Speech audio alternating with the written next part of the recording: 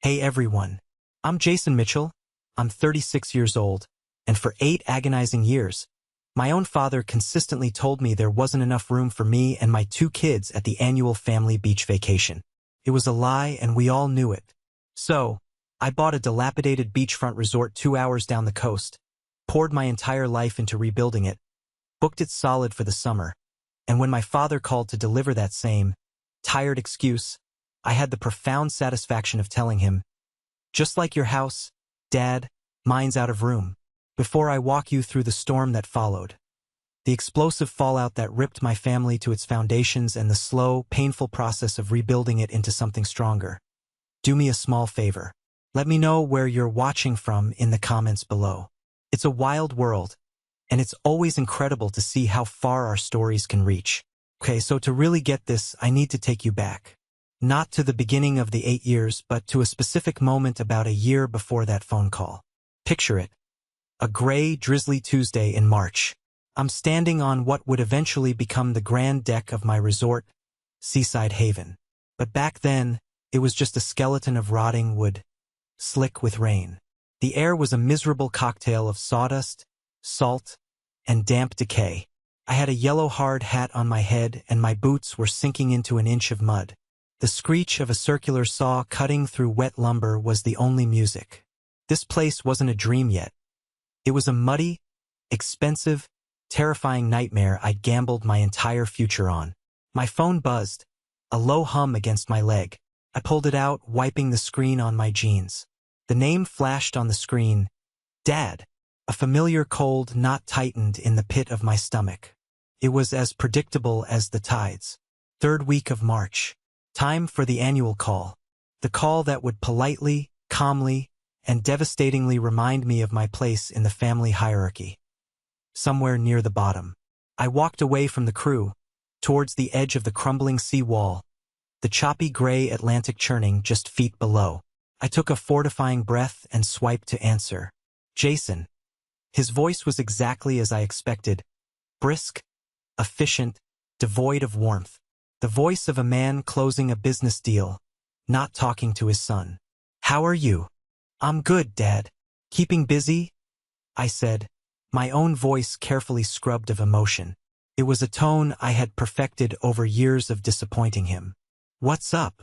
"Well, your mother and I are starting to get the summer schedule squared away for the Outer Banks house," he began, the rehearsed monologue flowing effortlessly. "You know how it is. Mark and Vanessa are bringing the kids, all 4 of them now, for their usual 2 weeks in July. It's going to be a full house, an absolute madhouse." He paused, a calculated beat to let the implication land. "We were just looking at the calendar, running the numbers on beds and space, and it's just, well, there's just not enough room this year." The same words, the same condescending, dismissive phrase, delivered with the same feigned regret. But something inside me didn't crumble this time. I looked up from the mud at my feet. I saw the massive, skeletal frame of the main lodge. I saw the rusted-out basin that would become a shimmering infinity pool. I saw the acres of private beachfront that were all mine. I was no longer the son begging for scraps from his table. I was building my own kingdom.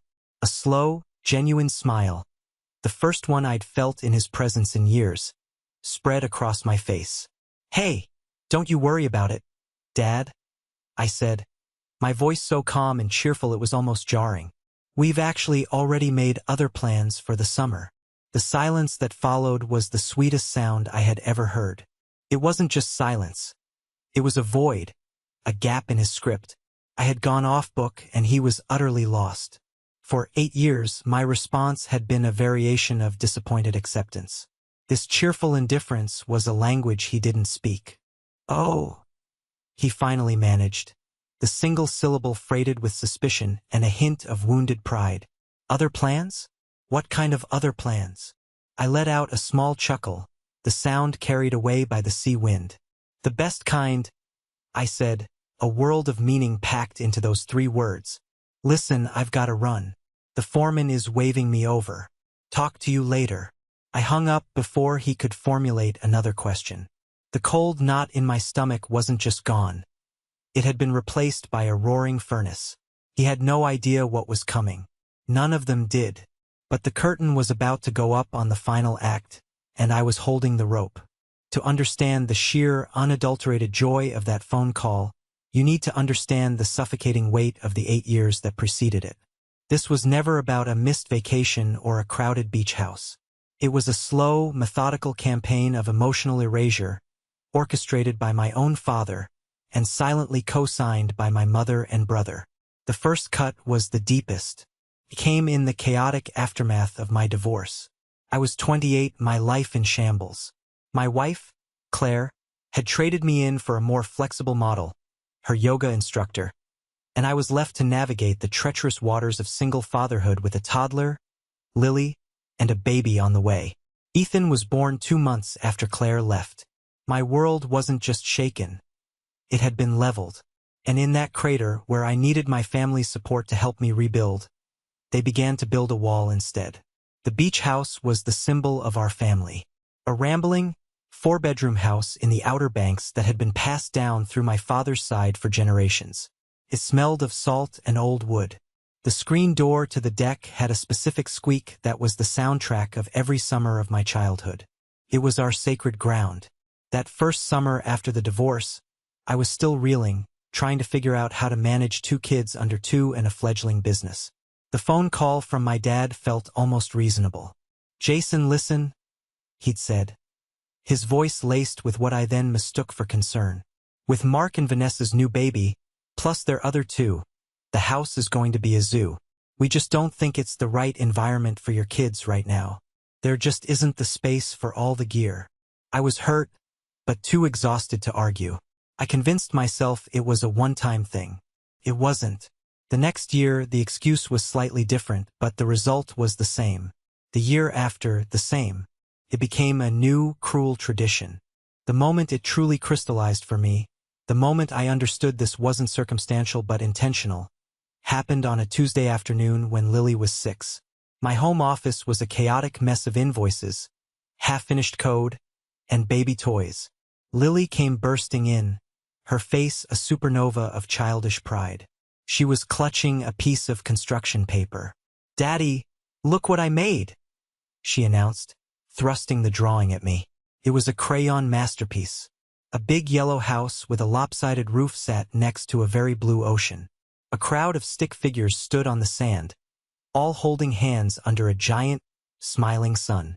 "This is amazing, sweetie," I said, pulling her onto my lap. "Tell me who everyone is." Her little finger, smudged with green crayon, darted across the page. "That's Grandpa Richard and Grandma Patricia. And that's Uncle Mark and Aunt Vanessa. And that's their kids, Connor and Madison. And that," she said, her finger landing on 3 figures slightly separate from the main group, "is you and me and baby Ethan. We're all at the beach together. When are we going to go again, Daddy? I missed the beach." It was a punch to the gut. A clean, devastating blow delivered by the innocent hand of my own child. How do you explain to a 6-year-old that the people in her drawing, her own grandparents, deliberately exclude her? How do you tell her that her vision of family was a fantasy? You can't. You find a way to lie that feels less like a lie and more like a shield. I hugged her tight, burying my face in her hair to hide the sudden sting in my eyes. "Oh, honey, I love this so much. I think it's the best drawing you've ever made," I said, my voice thicker than I wanted it to be. "You know, the beach house is really old. Grandpa has to do a lot of fixing up this year, so it's not safe for us to go. But we'll do something else fun, just us. I promise." The lie tasted like ash in my mouth. She bought it, of course, because she was 6 and she trusted me. But I saw that little glimmer of light in her eyes dim just a fraction. It was the first time she had ever looked at me with disappointment. I took that drawing and I taped it to the wall right above my computer monitor. It stayed there for the next 8 years. It was my daily dose of poison, my constant reminder of the fight I was in, whether I wanted to be or not. The root of the problem was my father's rigid, archaic definition of success. Richard Mitchell was a product of the old school. A man who had climbed the corporate ladder in banking, rung by rung, and believed it was the only ladder worth climbing. Success meant a corner office, a secure pension, and a family that looked good in the annual Christmas card. My younger brother, Mark, was the son he'd molded in his own image. Mark was the golden child, the walking embodiment of my father's values. He went into finance, got a sensible job at a regional bank, a position my father's connections had gift-wrapped for him, and married his pretty college sweetheart, Vanessa. They were efficient, producing 4 grandchildren in quick succession, each one seemingly more perfect than the last. Mark had never taken a real risk in his life. He'd followed the map his father had drawn for him, and he was praised as a pioneer for it. I was the black sheep, the artist, the dreamer. In my father's vocabulary, these were synonyms for irresponsible and broke. I hadn't just chosen a different path. I had actively rejected his. After my disastrously short stint in a corporate marketing job that felt like a slow death, I taught myself how to code. I built my web development business from the ground up, in the spare bedroom of my small rented house. I loved the challenge, the freedom, the direct correlation between my effort and my success. I could be there to pick my kids up from school. To my father, this wasn't a legitimate career. It was a phase, a glorified hobby that, much to his confusion, seemed to be paying the bills. This dynamic was never more apparent than at family gatherings. I remember one Christmas dinner, the table groaning under the weight of my mother's cooking and my father's expectations. The entire extended family was there. After the main course, my father stood, tapping his glass for a toast. "A toast," he began, beaming at my brother down the table, "to Mark on his recent promotion to vice president. A real achievement. It just goes to show what happens when you commit to a company, work hard, and prove your loyalty. Your mother and I are incredibly proud." The table erupted in applause. Mark soaked it in, giving a smug little nod. Then my father's eyes swung to me. The warmth in his expression vanished. "And to Jason," he added, almost as an afterthought, "who is still running that web business of his from home. We all hope that continues to work out for you." The air went still. It was a masterclass in passive aggression. He hadn't insulted me directly, but he had drawn a clear line in the sand. Mark's success was real, validated, and worthy of celebration. Mine was a flimsy, uncertain venture, worthy only of a tepid, dismissive hope. I could feel the uncomfortable shifting in seats, the pitying looks from my aunts. I just smiled, took a sip of wine, and let the familiar burn of humiliation settle in my stomach. My only lifeline in that sea of dysfunction was the extended family. My Uncle Robert, Dad's younger brother, was a history professor at the local university. He was a kind, gentle soul who valued knowledge and passion over stock portfolios. He and my Aunt Sarah saw me. They saw my struggle and my dedication. It was during a phone call with him that I learned the true depth of my father's resolve. I was complaining about the latest no-room excuse. "He's a stubborn man, Jason," Robert said with a heavy sigh. "He's built this fortress around his idea of family, and he doesn't like anyone challenging the blueprints. Has anyone ever tried?" I asked, a hint of desperation in my voice. "I did," he admitted quietly. "A couple years back. It was at their 35th anniversary party. I thought he might be in a good mood. I pulled him aside, very discreetly, and I just said, 'Richard, don't you think it's been long enough? That boy and his kids. They deserve to be at the beach with the rest of us.' Jason, I've never seen him turn so cold, so fast." He put his hand on my arm, but it wasn't a friendly gesture. It was a warning. He leaned in and said, "That is my house, built with my money, my family. You would do well to remember that. And you'd also do well to remember who helped you with the down payment on your own house when you were a struggling academic." He threw it right back in my face, Jason. He used his generosity as a weapon to silence me. I never brought it up again. That story was a revelation. It explained everything. It wasn't just my dad. It was a system of control, maintained by financial leverage and sheer force of will. My other relatives, Aunt Elizabeth, Aunt Nancy, they weren't weak. They were trapped. They tried to compensate with separate outings and extra birthday gifts for my kids. But these were just quiet acts of rebellion, never a full-blown revolution. The silent witness to all of this was Maria Gonzalez. She had been the Mitchell family's housekeeper for over 2 decades.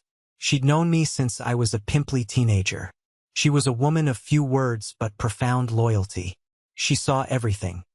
The way my mother, Patricia, would gush over Mark's children while treating mine with a polite, sterile distance. The way my father's mood would darken the moment I walked into a room. My mother's crime wasn't cruelty.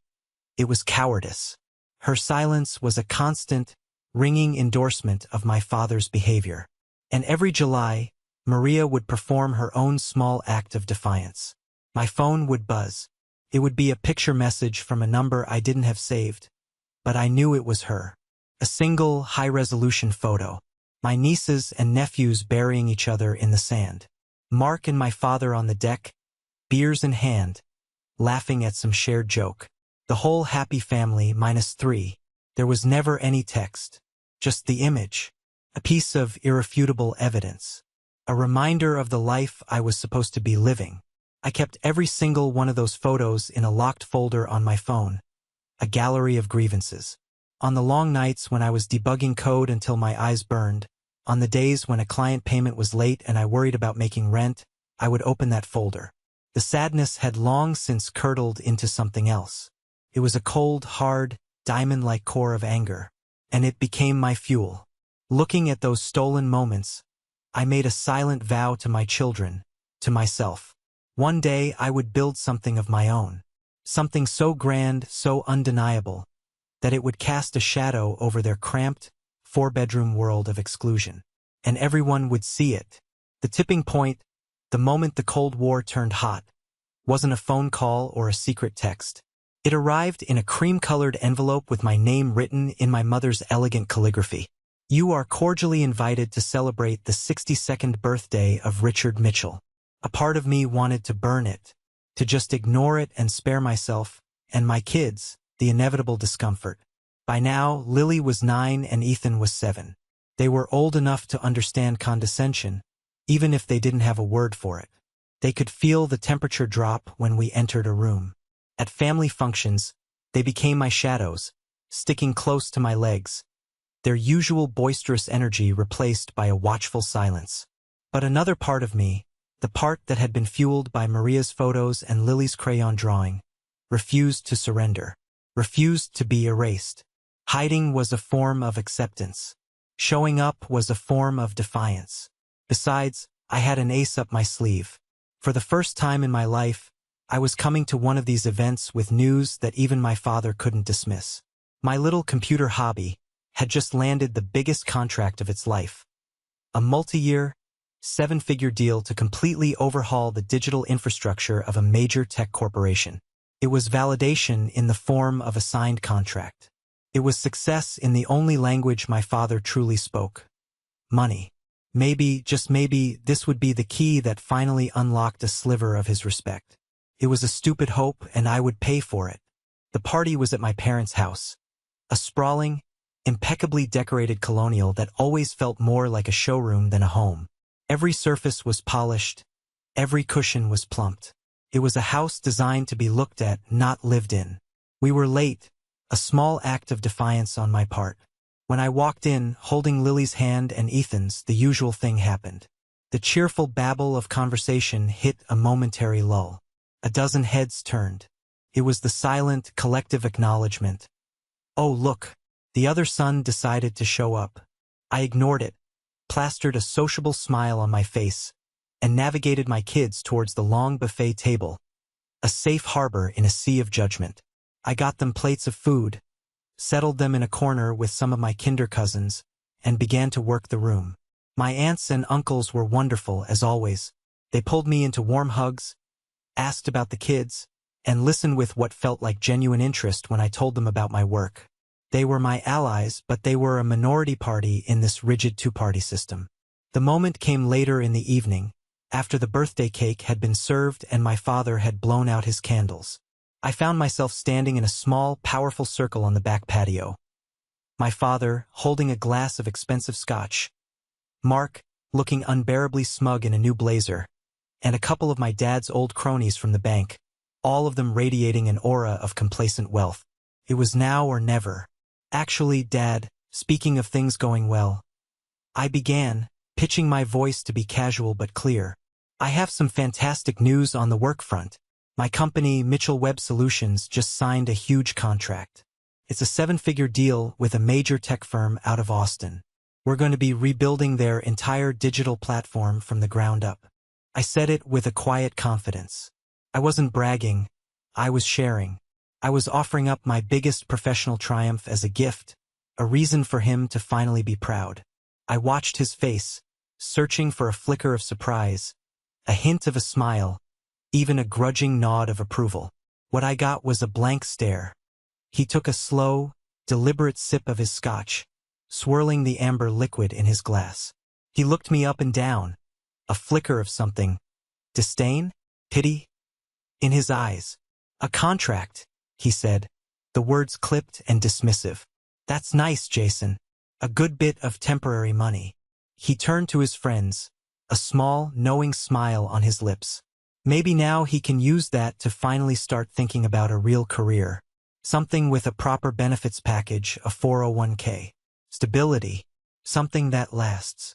The patio suddenly felt 20 degrees colder. He hadn't just downplayed my success.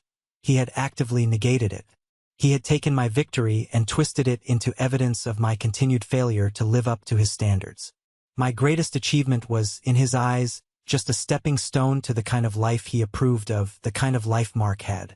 One of his friends, a man named Mr. Harrison who was slightly more decent than the rest, tried to smooth things over. Now, Richard, don't be so hard on the boy.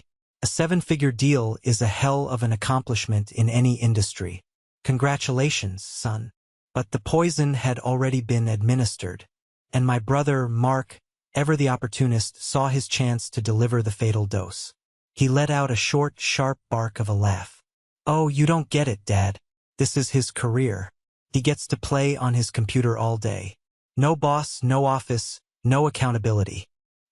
He looked directly at me then, and his eyes were glinting with a malice that was shocking in its intensity. Honestly, maybe if you had a real job, Jason, you could afford to take your kids on a real vacation instead of begging for a spot at the beach house every damn year. There it was. The unspoken truth, the foundation of our family's dysfunction, dragged out into the open and weaponized under the patio lights. He had used my deepest hurt as a punchline. My blood ran hot, then cold. My entire body went rigid. I could feel the dozens of pairs of eyes on me, the sudden, suffocating silence of the party guests who had overheard. I wanted to launch myself at him. I wanted to wipe that smug, cruel smirk right off his face. I wanted to scream at my father for creating this monster, for fostering this rivalry, for pitting his 2 sons against each other their entire lives. But then, a small movement at the edge of my vision caught my eye. It was Lily and Ethan, standing in the doorway that led from the dining room to the patio. They had come looking for me, and they had heard everything. Lily's lower lip was trembling. Ethan's face was a mask of pale confusion. They didn't understand the words, but they understood the tone. They understood the cruelty. The sight of their faces was like a bucket of ice water on my rage. This wasn't about my pride. It wasn't about settling a decades-old score. It was about them. My white-hot anger cooled, compressed, and hardened into something far more dangerous. A diamond-sharp, unshakable resolve. I didn't say a word to Mark or my father. I didn't give them the satisfaction of a reaction. I simply held my brother's gaze for a long, cold moment. It was a look that promised nothing and everything. Then I turned my back on them, walked over to my children, and gently took their hands. "Come on, guys," I said softly, my voice miraculously steady. "Party's over. Let's go home." As we walked through the crowded house towards the front door, I saw my Uncle Robert push through the crowd towards me, his face a storm of apology and anger on my behalf. I just gave him a tiny, almost imperceptible shake of my head. "Not here. Not now." He stopped, understanding. The first 10 minutes of the car ride were dead silent. The only sound in the dark car was the rhythmic swish of the windshield wipers against a light drizzle and a single, heartbreaking sniffle from the back seat. I gripped the steering wheel so tightly my knuckles ached, my eyes fixed on the wet ribbon of road ahead. The scene replayed in my mind on a torturous loop. My father's dismissive wave of the hand, Mark's sneering voice, Lily's trembling lip. Finally, a small, quiet voice broke the silence. It was Ethan. "Daddy." "Yeah, buddy?" I said, my voice rough. "Why don't Grandpa and Uncle Mark like your job?" he asked, his voice wobbling with a 7-year-old's earnest confusion. "I think your job is cool. You made my video game website." And that was it. That was the pebble that started the avalanche. The innocent, simple question from my son, trying to make sense of the casual cruelty he had just witnessed, broke something deep inside me. Or maybe it fused something that had been broken for years. I signaled, pulled the car over onto the gravel shoulder of the dark, empty road, and put it in park. I killed the engine. The sudden, profound silence was a physical presence. I unbuckled my seatbelt and turned around, kneeling on the driver's seat to face them fully. In the dim green glow of the dashboard lights, their faces were pale and solemn. I took a deep, shuddering breath. "Listen to me, both of you," I said, and my voice was different. It was low, intense, and stripped of all uncertainty. "First of all, your job is the coolest job in the world, Ethan. Never forget that. And second, what Grandpa and Uncle Mark think of my job, of me, it doesn't matter anymore. They are wrong. But what does matter, the only thing that matters, is that you two never, ever have to feel the way you feel right now. You will never be made to feel less than. You will never be made to feel like you don't belong." I looked from Lily's tear-streaked face to Ethan's wide, worried eyes. I reached back and put a hand on each of their knees. "I promise you," I said, and every word was a steel-forged vow in the cold, quiet car. "This is the last time. This is the last time we will ever hope for an invitation to their party or a seat at their table. From this moment on, we are going to build our own table.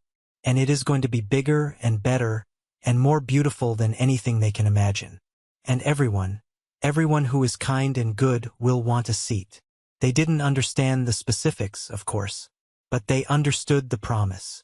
They saw the fire that had been lit in my eyes. They felt the tectonic plates of our little family's world shift beneath them. The quiet, sad dad who had just tried to absorb another blow was gone. In his place was someone else. A man with a plan. My father and brother thought they had won another battle. They had no idea they had just started a war they were completely unprepared to fight. That night, sleep was a foreign concept. After I'd tucked Lily and Ethan into bed, assuring them with a confidence I didn't entirely feel yet, I walked into my office. I didn't open a single client file. Instead, I opened a blank document on my screen.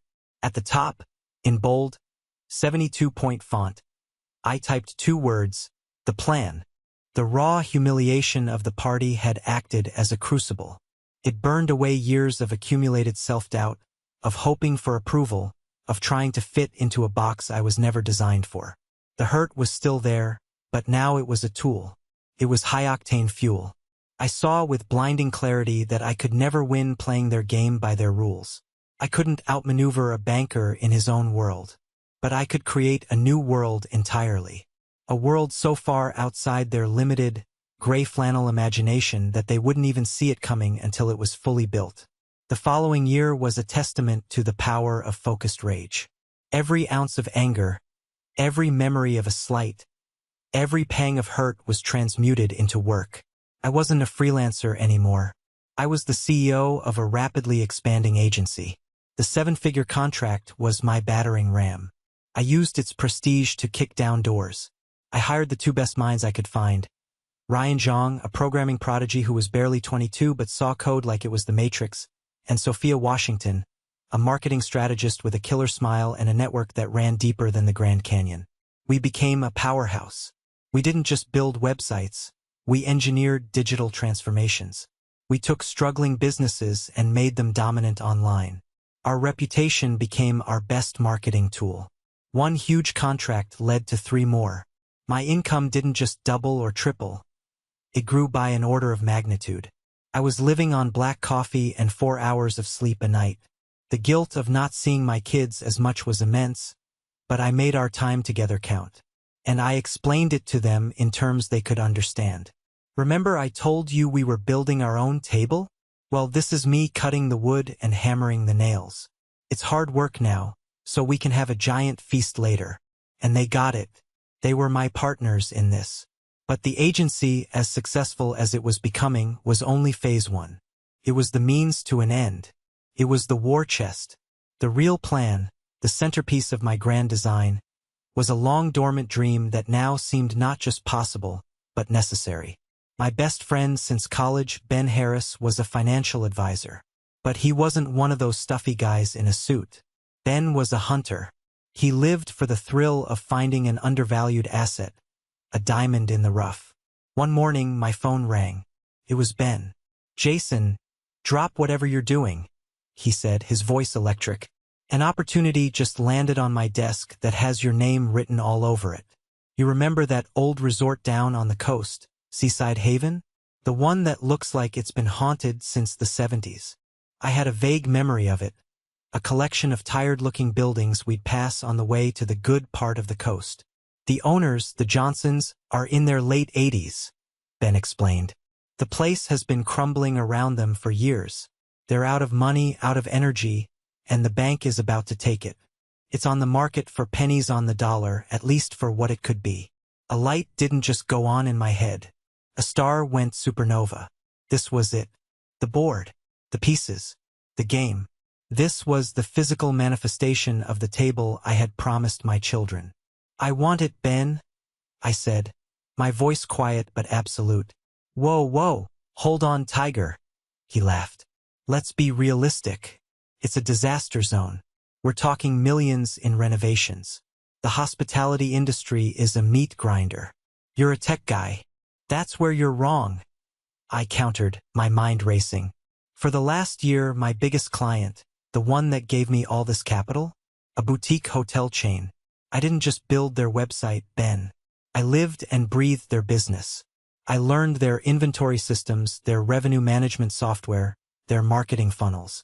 I know why they succeed and why their competitors fail. I have a PhD in their business model."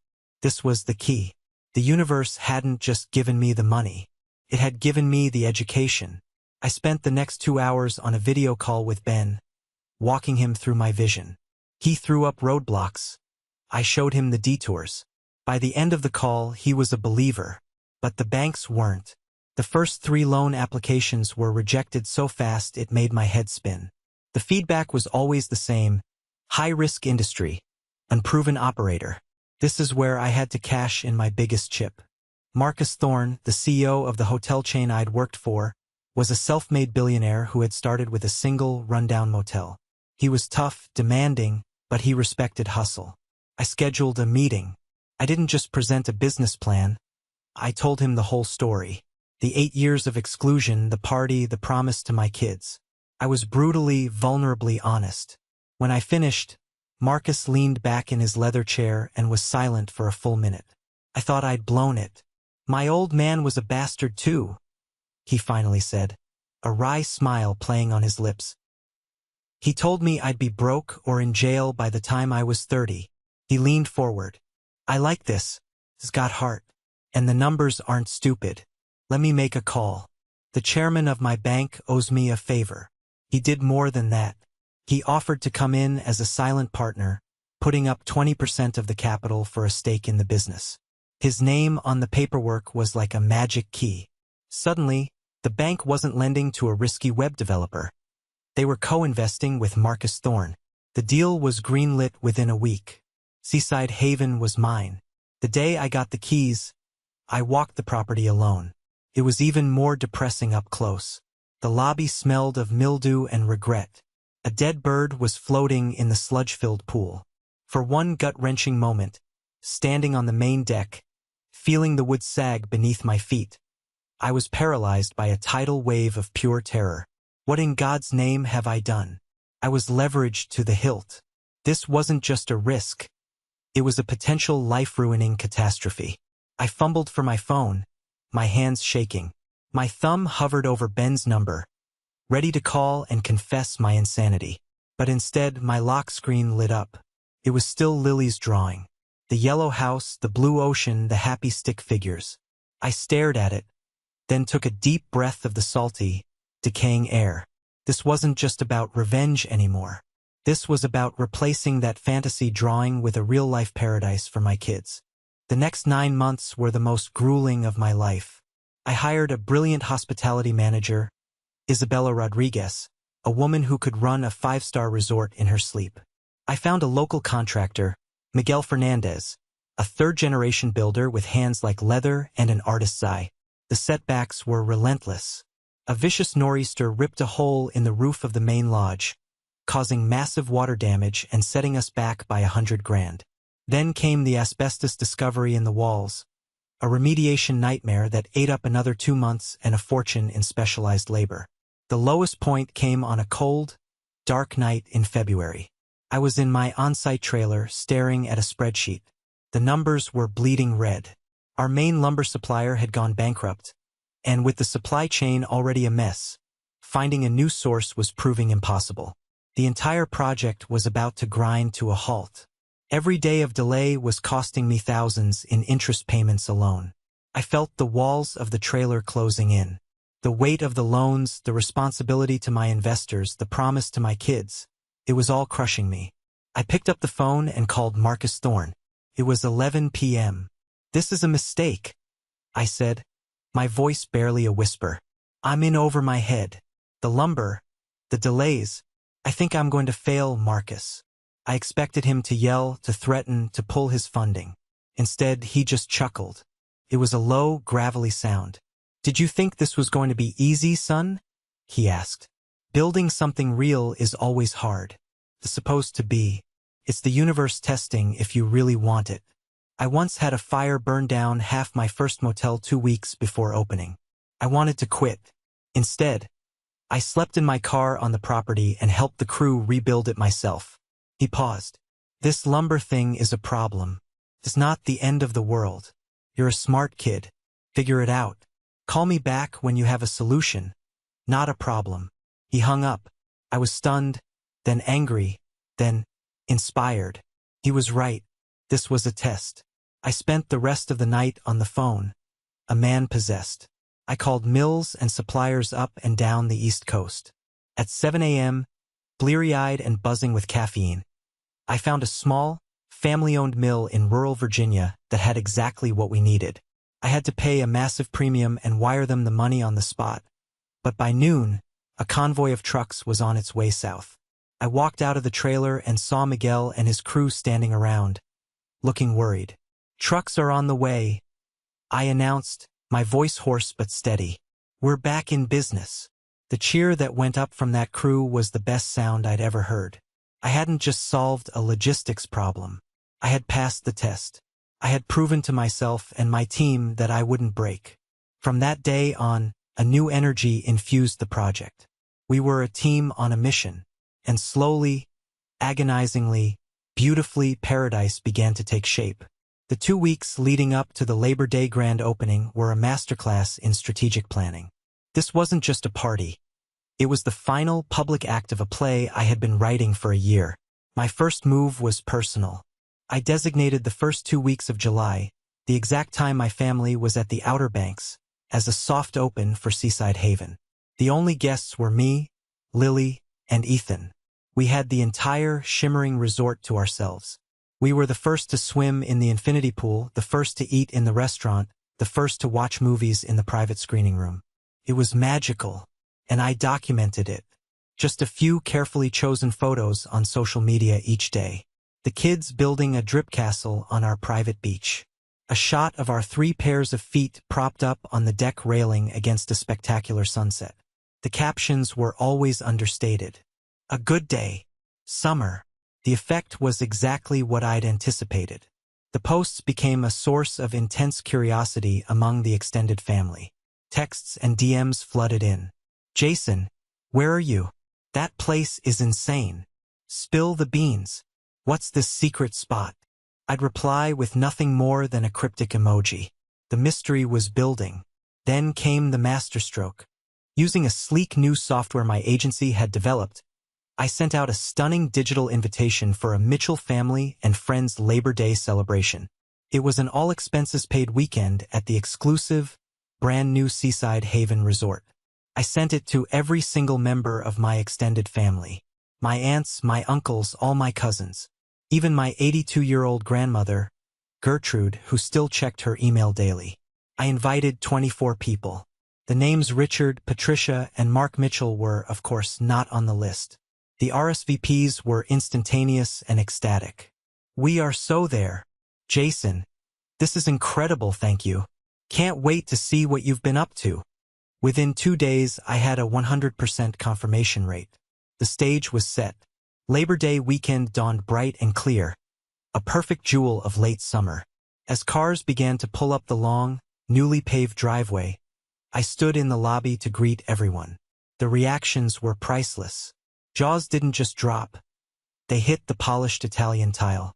They stared at the soaring ceilings, the floor-to-ceiling glass walls offering a panoramic view of the Atlantic, the tasteful modern art on the walls. "Jason!" My Uncle Robert was speechless, grabbing my shoulder and shaking his head in disbelief. What is all this? You did this." "I had a vision," I said with a grin. "And a lot of help." The weekend was a blur of joy. Isabella and her staff performed flawlessly. My chef, Antonio, created meals that had my food-loving family in raptures. The kids ran wild in the adventure zone. For the first time, I saw my children not as appendages to be tolerated, but as the celebrated hosts, showing their cousins the best spots, their faces glowing with a pride and confidence I'd never seen in them before. The climax was the Saturday night dinner.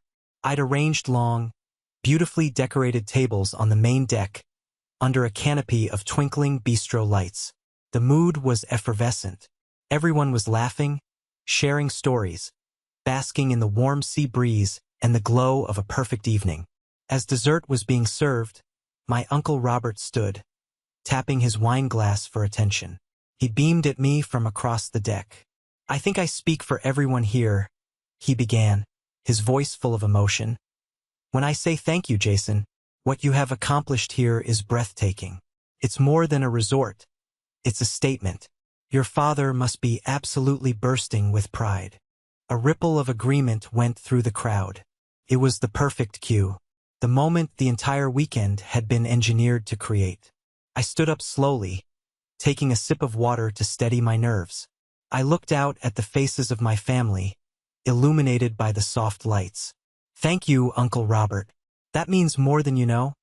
I started, my voice clear and calm. "But actually, my father isn't here tonight. My mother and my brother Mark aren't here either." A subtle but immediate shift occurred. The cheerful buzz died down. Confused glances were exchanged. My cousin Kevin, ever direct, called out, "Everything okay, man? They're not sick, are they?" I took a deep breath. It was time. Time to pull the pin. "No, everyone is in perfect health," I said, letting my gaze travel from table to table, meeting every eye. They weren't invited. If you could hear a sound wave of pure shock, that was it. The silence was absolute, broken only by the gentle rhythm of the waves below. It was a heavy, weighted silence, pregnant with 1,000 questions. "I feel like you all deserve to know why," I continued, keeping my voice even, factual, and free of self-pity. "For the past 8 years since my divorce, my children and I have been systematically excluded from the annual family vacation at the Outer Banks. Every March, I would get a call from my father telling me there wasn't enough room for us. For 8 years, my kids have had to listen to me lie to them about why they couldn't go see their grandparents and cousins at the beach." A collective gasp swept through the deck. My Aunt Sarah's hand flew to her mouth, her eyes wide with horror. I saw my Aunt Elizabeth turn to her husband, her face a storm of disbelief and dawning comprehension. They had noticed our absence, but they had accepted the flimsy excuses. They had never conceived of the deliberate, sustained cruelty behind it. "I built this place," I declared, my voice rising with a passion I no longer tried to contain. Because I stood on a dark road a year ago and promised my crying children that they would never again be made to feel like they were second best. I built this to create a new center of gravity for our family. A place founded on inclusion, not exclusion. I paused, letting the words hang in the sea air. I built a place where there is always room. The spell was shattered. The ugly truth was out in the open, and it was undeniable. My Aunt Sarah was crying openly now. "Oh, Jason, we had no idea. I am so terribly sorry." Then Uncle Robert, his face flushed with a righteous anger, slammed his hand down on the table, making the glasses jump. He stood up, a formidable presence. "He is telling the absolute truth," he boomed, his professor's voice carrying to every corner of the deck. "I confronted Richard about this myself years ago, and he all but threatened me to keep my mouth shut. He used his money and influence to ensure no one would question him. As if on cue, my Aunt Nancy, my mother's own sister, stood as well. And we always felt so awful. We tried to plan separate little things for Lily and Ethan because we knew they were being left out, but we never knew it was this deliberate. We thought it was just poor planning. It was a chain reaction, an explosion of validation. One after another, my family members spoke up, sharing their own small observations, their guilt, their anger on my behalf. And then Kevin, my brilliant tech-savvy cousin, had a stroke of genius. He pulled out his phone. "Hold on a second," he said, his eyes gleaming. "This story needs a wider audience." He hit the record button and started a live video, posting it directly to the private Mitchell family social media group he knew my parents and brother were members of. "Hey, what's up, Mitchell clan? Kevin here, coming to you live from my cousin Jason's absolutely sick new resort, Seaside Haven," he narrated, panning his phone around to capture the stunning view, the luxurious details, the happy faces. "Just wanted to give everyone a peek at what happens when you tell a genius he's not good enough for 8 years. Let's see. Over here we have the custom infinity pool, there's the gourmet restaurant. Oh, and here are 24 of your relatives having the best family gathering of their lives." He swept the camera across the deck, capturing the nodding heads and supportive faces. You might be asking yourselves, "Gee, who's missing from this picture?" Kevin continued, his voice dripping with theatrical sarcasm. "Well, let me help you with that. That would be Uncle Richard, Aunt Patricia, and my golden boy cousin, Mark. And as we've all just learned tonight, that's because for 8 long years, they told the man who built this paradise that their dinky 4-bedroom shack didn't have enough room for him and his 2 kids. So yeah, I guess you could say Jason finally built a place big enough for the people who actually love him. Funny how life works out. Huh. He ended the video and hit post. A notification pinged on his phone almost instantly. Someone had seen it. The bomb had detonated. And we all sat together on that beautiful deck, a newly forged family, waiting for the inevitable shockwave to arrive. The fallout was not immediate. For about 10 minutes after Kevin's video went live, there was a strange, charged peace. It was the quiet after the lightning strike, before the thunder rolls in. We talked in low, serious tones, the festive atmosphere replaced by a sense of solemn solidarity. My family was processing, recalibrating 8 years of false information. Then my phone, which I had purposefully placed face down on the table, began to vibrate. It wasn't a single buzz. It was a continuous, frantic, angry tremor, as if a nest of hornets had been disturbed. It vibrated across the polished wood of the table. I didn't even glance at it. I calmly picked it up, silenced it, and put it in my pocket. Tonight was about the people who had shown up, not the ones who had cast me out. I spent the next 2 hours talking, truly talking, with my aunts, uncles, and cousins. Stories were shared. Apologies were made for not seeing the truth sooner. And a new respect was forged in the fire of that revelation. It was cathartic and deeply healing. It wasn't until after midnight, when the last of the guests had retired to their luxurious rooms and I was alone in the quiet of my private owner's suite overlooking the dark ocean, that I finally dared to look at my phone. It was a digital crime scene. 34 missed calls. A dozen from my father, nearly 20 from my mother, a handful from Mark. A long, scrolling thread of unread text messages from Mark, each one escalating in fury and panic. They started with disbelief. What the hell was that video? Moved to accusations. You are a manipulative snake, trying to turn the family against us. And ended with pathetic rage. You think you're some big shot now? You're still nothing. And the voicemails. I steeled myself and listened to one from my mother. It was exactly what I expected. A tempest of performative tears and wounded narcissism. Jason, how could you? She wailed, her voice thick with self-pity. How could you be so cruel? To do this to your own mother and father. We've always loved you, and this is how you repay us? By humiliating us in front of the entire family? You have to fix this. You need to call me right now and apologize. There it was. Not a single word of introspection. Not a hint of, maybe we were wrong. It was all about her feelings, her image, her inconvenience. It was the voice of a woman who had been a silent accomplice to 8 years of cruelty, and was now shocked that her victim had finally learned to speak. I deleted all her voicemails without listening to the rest. Then the phone rang in my hand. It was my father. I knew he wouldn't stop. This time I decided to answer. I needed to close this chapter myself. I put the call on speakerphone, letting the sound fill the quiet room. What in the name of God do you think you are doing? He roared, his voice a tidal wave of fury. No greeting, no preamble. You drag your family's name through the mud? You air our private disagreements like some piece of trashy gossip for everyone to see.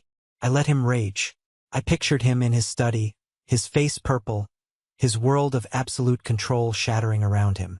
I waited until he had to pause to take a ragged breath. Are you finished? I asked, my voice preternaturally calm. Am I finished? I haven't even begun to. Dad? I interrupted, my tone sharp and flat as glass, cutting right through his tirade. You had 3,000 days to have a conversation with me about this. 8 years of holidays, birthdays, and summer vacations. You chose not to. You made it abundantly clear where I stood. All I did tonight was hold up a mirror. If you don't like the reflection, that's on you. This is about that damned beach house, he sputtered, his rage momentarily replaced by sheer, sputtering disbelief. After all I've given you, you throw this monumental tantrum over a vacation? No, I said, and my voice softened, not with forgiveness, but with a profound, weary sadness. This was never about a house. It was about you looking at my children, your own grandchildren, and deciding they were less worthy than their cousins.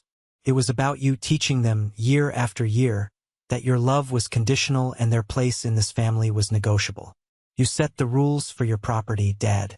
I finally just learned to accept them. This is my property now. And I'm the one who makes the rules here. I let the silence stretch, letting him absorb the full weight of that statement. I could hear his labored breathing, the sound of a man who had been punched in the soul. And then I delivered the final, clean, killing blow. The line that was the culmination of a year of planning and a decade of pain. Dad, for 8 years, you told me there wasn't enough room at your house. I'm just calling to tell you, there's not enough room at my resort. I ended the call. Then I blocked his number. Then my mother's. Then Mark's. A profound, deep, and liberating sense of peace washed over me. It was done. The next morning, as the family checked out, the new world order was clear. They weren't just thanking me for a nice weekend. They were pledging allegiance. Hugs were longer. Eye contact was more direct. This is the new tradition, Jason, my Aunt Elizabeth declared, kissing me on the cheek. Forget Dad's stuffy, judgmental dinners. We're Team Jason now. The ultimate proof came that November. My mother, using a new email address that I hadn't yet blocked, sent a breezy, gaslighting invitation for Thanksgiving dinner, pretending the entire Labor Day weekend had never happened. It was a desperate, last-ditch power play to restore the old hierarchy. I countered it with a simple email of my own. Thanksgiving feast at Seaside Haven. All family and friends are welcome. The kitchen is planning something spectacular. Please RSVP so we can get a head count. It was a rout. The family voted with their RSVPs. All 24 of them chose me. I later heard from a cousin that my parents' Thanksgiving consisted of the two of them and Mark's silent, miserable family of 5, eating a turkey in a cavernous dining room set for 30. The sight of those 25 empty chairs, the crushing weight of that profound silence, that, I suspect, was the real event that broke my father. It wasn't a public humiliation, but a quiet, devastating abandonment. He had built his kingdom on control, and he had just learned that love, when pushed too far, could simply walk away. The months following that tectonic shift were a blur of positive momentum. Life, which had long been a defensive crouch, became a forward sprint. Seaside Haven was a smash hit, earning rave reviews and being booked solid through the winter holidays. My story, in hushed tones, had become a local legend. I wasn't just Jason the web guy anymore. I was Jason Mitchell, the man who built his own world. I embraced it. My new hospitality company was thriving. With Rachel as my brilliant operations director and Kevin as my marketing wizard, we acquired our second property. A beautiful rustic lodge in the Blue Ridge Mountains that was in need of a little love. I was creating jobs, creating opportunities, creating a legacy based on the very principles my father had scorned: creativity, risk, and collaboration. Lily and Ethan were like different children. They walked with their heads held high, infused with a quiet confidence. They were proud of me, proud of what we had built. The shadow of not being good enough had vanished from their lives. I had moved on so completely that my father, mother, and brother had faded into monochrome figures from a previous life. I had no anger left, just a kind of detached pity. Until a rainy Tuesday night in April, when the past showed up on my doorstep, looking like a drowned rat. The doorbell rang at 10 o'clock. I opened it to find Mark. But it wasn't the Mark I knew. The arrogant swagger was gone. The expensive suit was soaked and rumpled. His face, under the porch light, was pale, slick with rain, and hollowed out with a desperation so raw it was startling. "Mark!"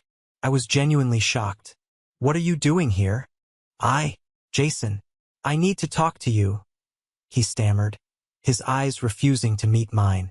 Every vengeful instinct in my body screamed at me to slam the door in his face, to give him a taste of the rejection he had so freely dished out for years. But the man shivering on my porch wasn't the golden child. He was just a broken human being. With a sigh that seemed to carry the weight of years, I stepped aside. "Get in." He shuffled awkwardly into my foyer, dripping a puddle onto the polished hardwood. "What do you want, Mark?" I asked, my voice flat, my arms crossed over my chest.